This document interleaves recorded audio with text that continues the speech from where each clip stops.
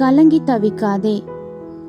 1958 June மாதம் 10 Charles பிளாண்டின் என்பவர் Niagara நீர்வீழ்ச்சியின் ஒரு முனை தொடக்கி மறுமுனை வரைக்கும் 1100 அடி நீளமுள்ள கயிற்றின் மேல் நடக்கப் போவதாக அறிவித்தார். அதை காண இரு கரைகளிலும் கூட்டம் அலைமோதியது.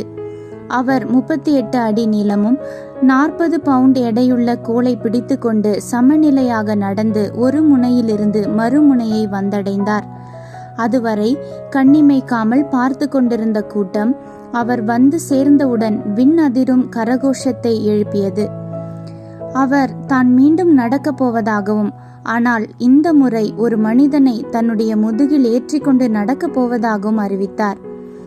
அங்கு கூடியிருந்த மக்களிடம், நான் என் முதுகில் ஒரு மனிதனை ஏற்றி மறுகரையில் சேர்ப்பேன் என்று நம்புகிறீர்களா என்று கேட்டார். அதற்கு எல்லாரும் ஆம் என்று தலையை ஆட்டினார்கள். அப்படியானால் யாராவது வாருங்கள், நான் போய் சேர்க்கிறேன் என்று அழைத்தார். யாரும் முன்வரவில்லை. ஆகையால் தன் மேனேஜர் ஹென்ரியிடம், நீங்கள் நம்புகிறீர்களா என்று கேட்டார்.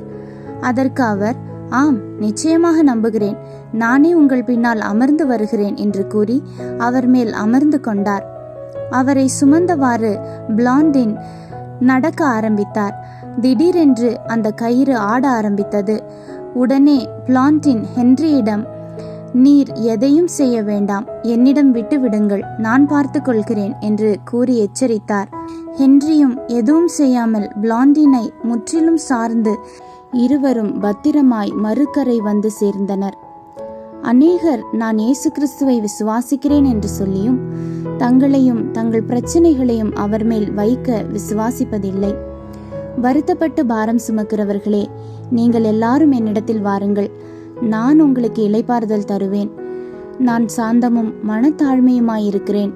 என் நுகத்தை உங்கள் மேல் ஏற்றுக்கொண்டு என்னிடத்தில் கற்றுக்கொள்ளுங்கள், அப்பொழுது உங்கள் ஆத்துமாக்களுக்கு இளைப்பாறுதல் கிடைக்கும். என் நுகம் மெதுவாயும் என் சுமை லகுவாயும் இருக்கிறது என்று இயேசு அழைக்கிறார். ஆனால் நம் சுமையை அவர் மேல் வைக்க நாம் அவரை விசுவாசிப்பதில்லை. நாமே சுமந்து துயரப்படுகிறோம். நமது துக்கங்களை, துன்பங்களை, வியாதிகளை சுமந்த தேவன் நமக்குண்டு. அவர் மேல் வைத்துவிட்டால் அவர் நம்மை தாங்கி நடத்துவார். ஆமேன். அல்லேலூயா.